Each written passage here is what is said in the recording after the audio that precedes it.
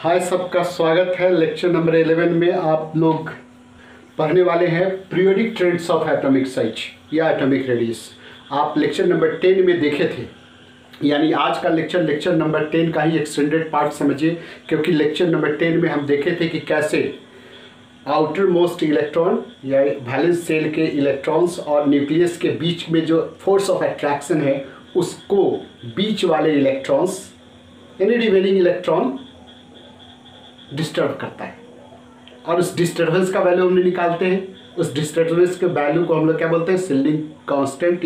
इस फेनोमेनन को shielding effect बोलते हैं, और इसका वैल्यू हम यदि निकालते हैं उस वैल्यू को हम लोग स्क्रीनिंग कांस्टेंट कहते हैं। और वहाँ देखे थे कि जितना ही इनर सेल में इलेक्ट्रॉन का संख्या बढ़ता है, सिल्डिंग इफेक्ट बढ़ता है, अट्रैक्शन फोर्स घटता है। ठीक है, तो हम लोग आज यहाँ देखने वाले हैं कि पीरियड में साइज का क्या होता है, ग्रुप में क्या है। आप जानते हैं, वैसे हम बता चुके हैं। तो चलिए आप बताइए, इन पीरियड में क्या होगा सर? आपको पता है, जब हम पीरियड में लेफ्ट टू राइट जाते हैं, तो क्या होता है? हमारा आउटर मोस्ट सेल वही रहता है, outermost shell number remain constant, वही रहता है। ठीक है, लेकिन उसमें इलेक्ट्रॉन का संख्या ग्रेजुअली बढ़ता है। The number of electron in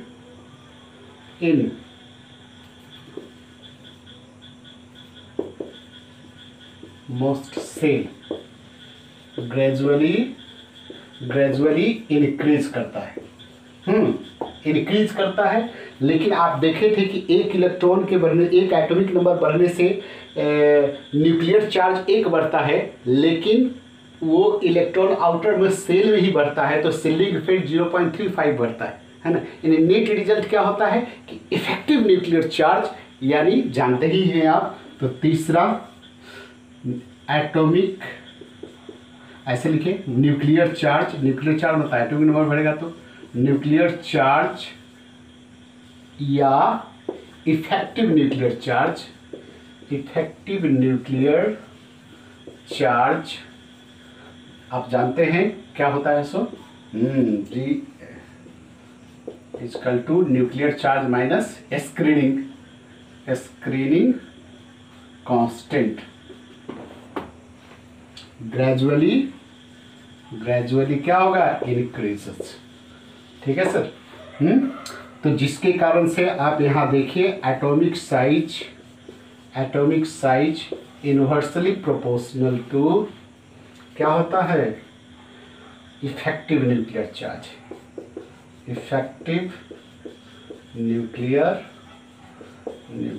charge, यानी मेनली यहाँ पीरियड में इसी पर इफेक्टिव न्यूक्लियर चार्ज पर बढ़ता है। चूंकि आउटर मोस्ट सेल तो वही रहता है, न्यूक्लियर चार्ज बढ़ता है, अट्रैक्शन फोर्स बढ़ता है, जिसके कारण साइज जो आप इधर से जाएंगे 10 क्या होगा? एटॉमिक साइज या रेडियस, जो कि ग्रेजुअली डिक्रीजेज।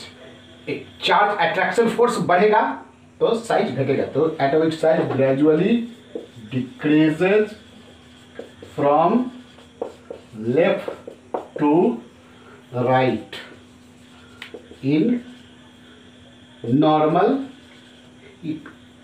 इन पीरियड। लेकिन ये कहानी किसके लिए है सर? एस और पी ब्लॉक एलिमेंट्स के लिए, ब्लॉक है नॉर्मल रिप्रेजेंटेटिव एलिमेंट के लिए, एलिमेंट्स के लिए। और ट्रांजिशन एलिमेंट में आप जानते हैं कि वो रिमेन कांस्टेंट। तो आज के लेक्चर को समझ के लिए निश्चित रूप से आज में देखिए, उस डिस्क्रिप्शन बॉक्स में हम दिए हुए हैं लिंक लेक्चर नंबर 10 का, आप उसको जरूर देखिए, तभी आज का लेक्चर आपको समझ में आएगा। तो चलिए इसको कॉपी कीजिए, देन हम इसको एग्जाम्पल से आपको समझाते हैं। देखिए, हमने यहाँ सेकेंड पीरियड का एलिमेंट्स को हम सजाए हैं। सेकेंड पीरियड लिथियम से लेकर बेरिलियम ऐसे करके नियॉन तक है। सबका आउटर इलेक्ट्रॉनिक कॉन्फ़िगरेशन जानते हैं, लिखते हैं 1s2 2s1, outer configuration 2s2, ऐसे करते हैं 2p6 हो गया। Effective nuclear charge previous lecture में आप देखिए, ये इफेक्टिव न्यूक्लियर चार्ज हम ये लास्ट इलेक्ट्रॉन्स को हम न्यूक्लियस अट्रैक्ट कर रहे हैं एंड देन उसका इफेक्ट सेलिंग स्क्रीनिंग कांस्टेंट निकाल कर इफेक्टिव न्यूक्लियर चार्ज निकाल रहे हैं, ये है। और एटॉमिक साइज ये देख रहे हैं। तो क्या देख रहे हैं, देखिए एक्चुअली हुआ क्या, ये प्रोटॉन 3 है, पहला ऑर्बिट में है, दूसरा में 1 इलेक्ट्रॉन है, इसमें से दूसरा ऑर्बिट में, यानी ऑर्बिट यहाँ सब में 2 है, देख रहे हैं ऑर्बिट का संख्या सब में 2 है। प्रोटॉन का संख्या ग्रेजुअली बढ़ रहा है। तो एटॉमिक नंबर बढ़ने से जो इलेक्ट्रॉन ग्रेजुअली बढ़ रहा है वो कहाँ बढ़ रहा है, आउटर मोस्ट शेल में। देखिए यहाँ 1 है, इसमें 2 है, इसमें देखिए 3 है, इसमें आउटर मोस्ट इलेक्ट्रॉन कितना हो, 1 2 3 4 4 है, यहाँ 5 है, 6 है, 7 है, 8 है, ऐसे आउटर मोस्ट शेल में हो रहा है। तो देखिए ऑर्बिट आउटर मोस्ट शेल वही है,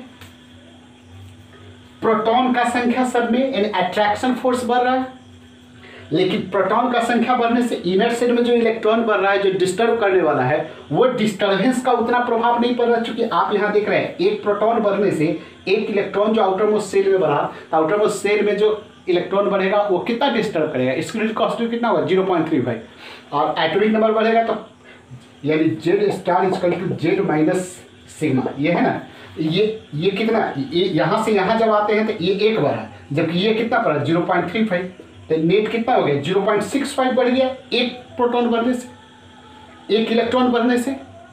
इफेक्टिव न्यूक्लियर चार्ज कितना बढ़ा, इतना। तो जो इधर से बढ़ते हैं आप तो क्या देखते हैं, इफेक्टिव न्यूक्लियर चार्ज बढ़ यानी अट्रैक्ट करने की क्षमता बढ़ता चला जाता है, ठीक। और सेल नंबर उतना ही है, तो क्या होगा, निश्चित रूप से जो आप इधर जाएंगे तो ये जो 2 ही ऑर्बिट है देखें, ये डिस्टेंस क्या होगा, घटता चलेगा, घटता चलेगा, घटता चलेगा, घटता चलेगा, घटता चलेगा। क्यों, क्योंकि न्यूक्लियस और आउटर मोस्ट शेल के बीच का अट्रैक्शन फोर्स बढ़ता चलेगा, बढ़ता चलेगा, बढ़ता चलेगा, बढ़ता। तो देख रहे हैं यहाँ से जब यहाँ आप आने क्या देख रहे हैं, attraction force between nucleus and outermost shell gradually increases due to increase effective nuclear charge, because the attract जिस इलेक्ट्रॉन को करना है वो उसी सेल में है। That's why atomic size gradually, देखिए हम शेप भी, तो ये भी थोड़ा छोटा, इधर से यहाँ तक देख रहे हैं छोटा बनाते चले गए, देख रहे हैं यहाँ तक हम साइज क्या देख रहे हैं, एटम का साइज छोटा बनाते चले गए। तो इस ढंग से ये साइज क्या होता है, घटता चला जाता है। हाँ, एक ये जो है नियॉन यहाँ देख रहे हैं, हम इससे भी बड़ा बना दिए, इसका एटॉमिक साइज एक्सेप्शनली बढ़ जाता है। तो इसके बीच में क्यों बढ़ जाता है, इसको 2 कारण से बताता है। कहता है कि due to fulfil electronic configuration, इसके न्यूक्लियस के बीच, उसके इलेक्ट्रॉन के बीच में स्ट्रॉन्ग इंटर इलेक्ट्रॉनिक रिपल्सन होता है, जिसके इलेक्ट्रॉन क्लाउड में एक्सपेंशन होता है। साथ साथ ये सब जितना भी एटॉमिक साइज जो शो करता है, एटॉमिक साइज या एटॉमिक रेडियस कर रहा है, ये सब जनरली आपका कोवैलेंट एटॉमिक रेडियस शो करता है। और ये जानते ही हैं, बॉन्ड तो बनाएगा नहीं, कौन सा बॉन्ड, केवल एक फोर्स वान डर वाल फोर्स बनाएगा, यानी ये ऑलवेज कौन सा साइज शो करेगा, वान डर वाल रेडियस शो करेगा, और ये सब जनरली कोवैलेंट शो करेगा। दैट्स वाई इसका एटॉमिक साइज एक्सेप्शनली हाई होता है। 2 कारण हम कर सकते हैं, due to full field configuration they have a strong inter electronic repulsion, that's why their size generally get expanded. और दूसरा एक लाइन में कही कि भाई साहब ये सब कोवैलेंट रेडियस शो करता है और ये तो वान डर वाल रेडियस शो करता है, और वान डर वाल radius is always be more than that of the covalent radius. उसका एक्सप्लेनेशन आप जानते हैं, हम बता चुके हैं। तो यही कहानी है, चलिए कॉपी कर लीजिए। अब हम देखेंगे कि ग्रुप में क्या होता है, जब हम ऊपर से नीचे आते हैं ग्रुप में क्या होता है। तो when we move top to down in a group, when we move ऊपर से नीचे, top to down in group, तो क्या क्या होगा बताइए। आपका एक ग्रुप में क्या होगा, shell number, outermost shell number period में कांस्टेंट रहता है, यहाँ सेल नंबर बढ़ता चला जाता है। आउटर मोस्ट सेल यानी एन ग्रेजुअली यही बढ़ जाता है, बार बार ग्रेजुअली इंक्रीजेज। वैलेंस इलेक्ट्रॉन है ना, सब में एक ही रहता है। दूसरा वैलेंस इलेक्ट्रॉन, जिसको खींचना है, valence electron remain constant.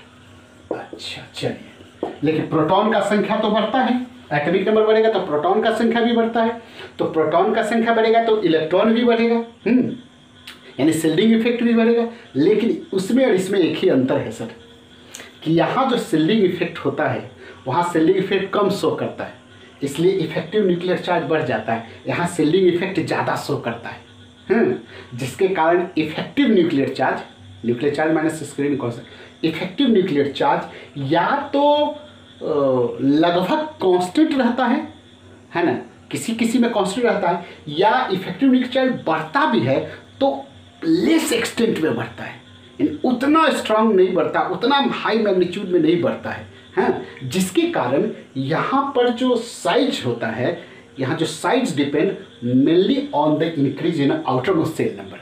Here the increase in outermost shell number, this ये डोमिनेंट फैक्टर हो जाता है with respect to increase in a effective nuclear charge. तो देख लीजिए, बता देते हैं। तो क्या है, न्यूक्लियर चार्ज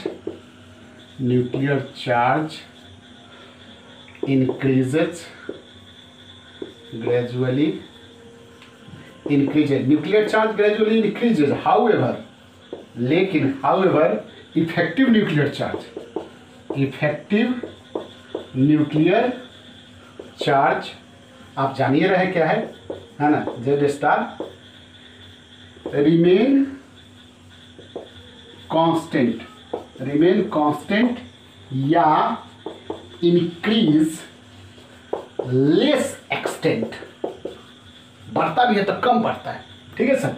जैसे लिथियम में देखिए लगभग कांस्टेंट है, वन ग्रुप में देखिए लगभग इफेक्टिव न्यूक्लियर चार्ज कांस्टेंट था, लेकिन ऐसा हर समय नहीं, किसी ग्रुप में आप जाइए पी ब्लॉक में देखिए तो बढ़ता है, लेकिन जितना वो बढ़ता है उतना अट्रैक्शन फोर्स बढ़ता है, लेकिन जिसको खींचना है वो क्या है, दूर चला जाता है, वो उसका ऑर्बिट बढ़ जाता है। चलिए, तो इंक्रीज 10। यहाँ जो एटॉमिक साइज ग्रुप में ये डायरेक्टली प्रोपोर्शनल होता है आउटर मोस्ट सेल पर, यानी ये यहाँ जो साइज है मेनली सेल पर निर्भर करता है, पीरियड में मेनली इफेक्टिव न्यूक्लियर चार्ज पर निर्भर। तो इससे हम लोग क्या कहेंगे, 10 atomic size gradually increases top to down in group.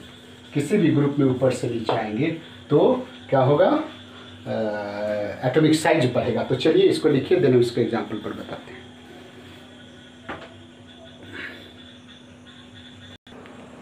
चलिए, यहाँ हमने एक group 1A group alkali element metal वाले ग्रुप है उसको बता रहे हैं। Lithium sodium radium caesium fluorine ऐसे ऊपर से नीचे हम आ रहे हैं। जो ऐसे हम ऊपर से नीचे आ रहे हैं, देखिए प्रोटॉन का संख्या बढ़ेगा, एटॉमिक नंबर बढ़ेगा, तो आप जानते ही हैं ये सब। तो outer configuration, outer most orbit में कन्फिग्रेशन देखिए, सब में एक इलेक्ट्रॉन है, लेकिन आउटर कन्फिग्रेशन क्या है, इसमें आउटर मोस्ट ऑर्बिट 2 है, आउटर मोस्ट सेल इसमें 2 है, इसमें 3 है, 4 है, 5 ऐसे बढ़ गया। इसमें देखिए इफेक्टिव न्यूक्लियर चार्ज, हम प्रीवियस लेक्चर में इसको निकाले थे, यहाँ लगभग कांस्टेंट है, इसको छोड़ दिया तो लगभग कांस्टेंट है। हम कह रहे हैं कि नहीं ऐसा नहीं, और ग्रुप में जाएंगे तो ये थोड़ा थोड़ा बढ़ेगा, ऐसा बात नहीं है, बढ़ेगा। हाँ देखिए, एटॉमिक साइज क्या है, ग्रेजुअली इंक्रीज कर रहा है। तो हुआ क्या, सो देखिए यहाँ प्रोटॉन 3 है, देखा ना सर, यहाँ प्रोटॉन 3 है, यानी न्यूक्लियर इसका एटॉमिक नंबर 3, 11, 19 है ना, 37 है ना, ऐसे ये 57, ऐसे इसको हम लोग कर सकते हैं। तो इस तरह से एटॉमिक नंबर हम सजा दिए 55।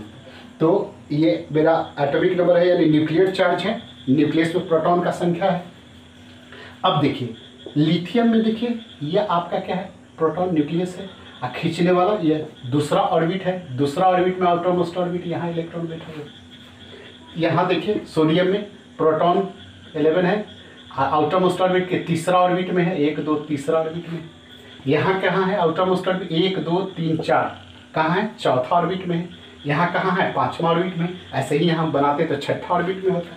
तो होता क्या है कि प्रोटॉन की संख्या बढ़ने से इसमें इनर सेल में इलेक्ट्रॉन भी बढ़ा, लेकिन इसका डिस्टर्बेंस उतना नहीं बढ़ा, जिसके कारण इसमें इफेक्टिव न्यूक्लियर चार्ज यानी इसके बढ़ने से इफेक्टिव यानी अट्रैक्शन फोर्स उतना नहीं बढ़ा।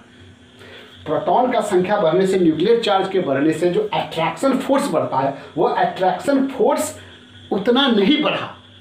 हाँ, कुछ में तो कहता है कि लगभग कांस्टेंट है, लेकिन किसी में बढ़ता है, तो अट्रैक्शन फोर्स उतना नहीं बढ़ा, लेकिन सेल नंबर क्या हो रहा है, सेल नंबर बढ़ जा, यानी देख रहे हैं ना, सेल नंबर यहाँ 2 है, यहाँ 3 है, यानी न्यूक्लियस से दूरी बढ़ता चल रहा है। तो स्वाभाविक है कि एटॉमिक साइज बढ़ेगा। यानी यहाँ हम ये कह देंगे कि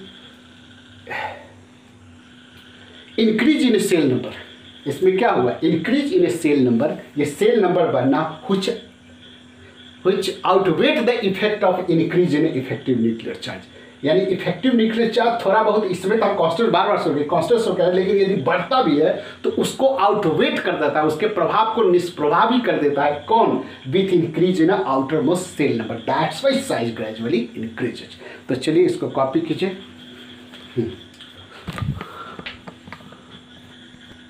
यानी इसमें आप ये लिख सकते हैं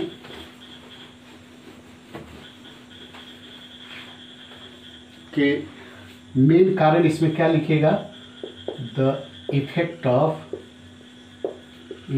of increase in a outer shell number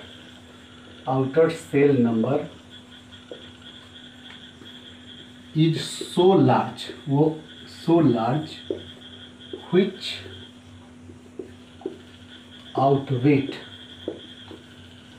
outweigh the effect of increase, क्या चीज, इंक्रीज इफेक्टिव न्यूक्लियर चार्ज। हमारे एग्जाम्पल में यहाँ कांस्टेंट था, लेकिन जहाँ भी बढ़ता भी होगा वहाँ उसको क्या कर देता है, ये आउटर सेल नंबर बढ़ जाना इसके अट्रैक्शन फोर्स थोड़ा बहुत बढ़ने को कैंसिल कर देता है, जिसके कारण यहाँ मेनली साइज सेल नंबर जो बढ़ता है उस पर डिपेंड करता है। That's Y size gradually increase down the road. तो आप क्या करेंगे, जो ग्रुप में ऊपर से नीचे आते हैं तो एटॉमिक साइज इंक्रीज करता है। यहाँ एटॉमिक साइज क्यों इंक्रीज किया, due to increase, mainly due to increase shell number, क्योंकि यहाँ इफेक्टिव न्यूक्लियर चार्ज लगभग कांस्टेंट होता है या स्लाइटली बढ़ता है। एक बात, पीरियड में जो हम लेफ्ट टू राइट पीरियड में बढ़ते हैं तो साइज मेरा ग्रेजुअली डिक्रीज करता है। क्यों डिक्रीज करता है, क्योंकि वहाँ इफेक्टिव न्यूक्लियर चार्ज मेरा बढ़ जाता है, लेकिन आउटर सेल वही रहता है, इसलिए खिंचाव बढ़ने के कारण साइज घट जाता है। ठीक है सर।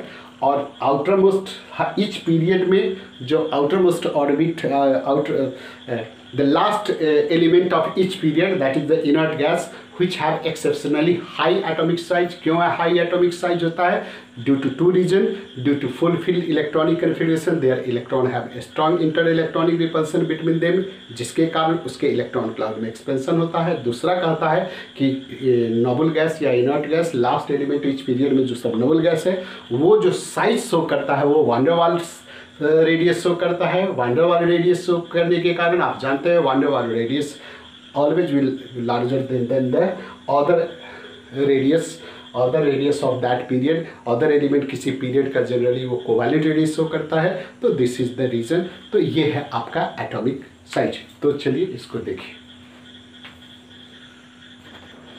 यदि आपको एटॉमिक साइज या एटॉमिक रेडियस पता हो तो आप इसका एप्लीकेशन कर सकते हैं, इसके आधार पर अदर इंफॉर्मेशन उस एटम का निकाल सकते हैं।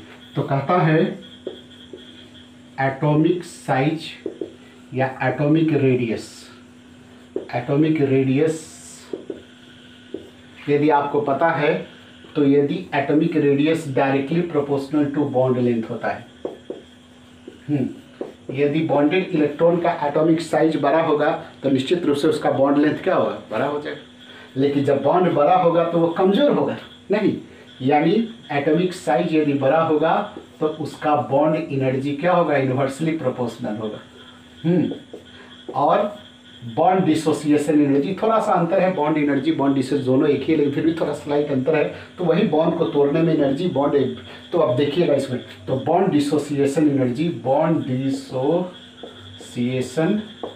एनर्जी ये भी क्या होगा, यदि रेडियस बड़ा होगा है ना। यदि रेडियस बड़ा होगा, देखिए 2 एटम है, इसका रेडियस बड़ा है, एवं 2 है छोटा है ना, तो निश्चित रूप से ये बॉन्ड लेंथ क्या होगा, जिसका एटम का रेडियस बड़ा होगा उसका बॉन्ड लेंथ भी बड़ा होगा, जिसका एटम का साइज छोटा होगा बॉन्ड लेंथ भी छोटा होगा। और जब बॉन्ड लेंथ छोटा होगा तो मजबूत होगा, बड़ा होगा तो कमज़ोर होगा, नहीं, यानी रेडियस बड़ा होगा तो बॉन्ड लेंथ बड़ा होगा। अब बॉन्ड लेंथ बड़ा होगा तो बॉन्ड डिसोसिएशन तोड़ने में एनर्जी कम लगेगा, नहीं तो कमज़ोर होगा, बॉन्ड डिसोसिएशन एनर्जी होगा। और इन्वर्सली प्रोपोर्शनल टू MPBP होगा, मेल्टिंग पॉइंट बॉइलिंग पॉइंट उसका क्या होगा, ये कम होगा, लेकिन directly proportional to acidic strength होगा, एसिडिक स्ट्रेंथ उसका उतना ही ज़्यादा होगा। H+ जल्दी से निकाल देगा, है ना। और इन्वर्सली प्रोपोर्शनल होगा stability of hydride, stability of hydride, hydride जो होगा उसका स्टेबिलिटी क्या होगा, बॉन्ड इन्वर्सली। फिर वैसे ही डायरेक्टली प्रोपोर्शनल होगा रिड्यूसिंग एजेंट का, रिड्यूसिंग एजेंट ये आप लगाएंगे हम लोग। और इन्वर्सली प्रोपोर्शनल होगा क्या का, ऑक्सीडाइजिंग एजेंट का, ऑक्सीडाइजिंग एजेंट। जैसे आपसे क्वेश्चन हम ही पूछे कि which of following is highest reducing agent, कौन सबसे बड़ा रिड्यूसिंग एजेंट है, सोडियम, पोटेशियम, रुबिडियम, सीजियम। तो निश्चित रूप से आप बताइएगा। सबसे स्ट्रॉन्ग रिड्यूसिंग एजेंट होगा। सबसे वीक ऑक्सीडाइजिंग एजेंट कौन होगा, उल्टा स्ट्रॉन्ग ऑक्सीडाइजिंग एजेंट कौन होगा, ये होगा। सबसे जो साइज बड़ा होगा तो रिड्यूसिंग एजेंट, तो साइज सबसे बड़ा किसका है, ग्रुप में ऊपर से नीचे इसका है, तो सबसे बड़ा साइज है तो इसका स्ट्रॉन्ग रिड्यूसिंग एजेंट हुआ। और ऑक्सीडाइजिंग एजेंट स्ट्रॉन्ग कौन होगा, जिसका साइज सबसे छोटा होगा, यानी सोडियम। नहीं, इसी आधार पर MPBP का भी बना सकते हैं, तो एसिडिक स्ट्रेंथ भी बना सकते हैं, बॉन्ड लेंथ भी बना सकते हैं, ठीक है सर। तो जैसे एक और क्वेश्चन इस पर डिस्कस कर लीजिए, व्हिच ऑफ फॉलोइंग हैव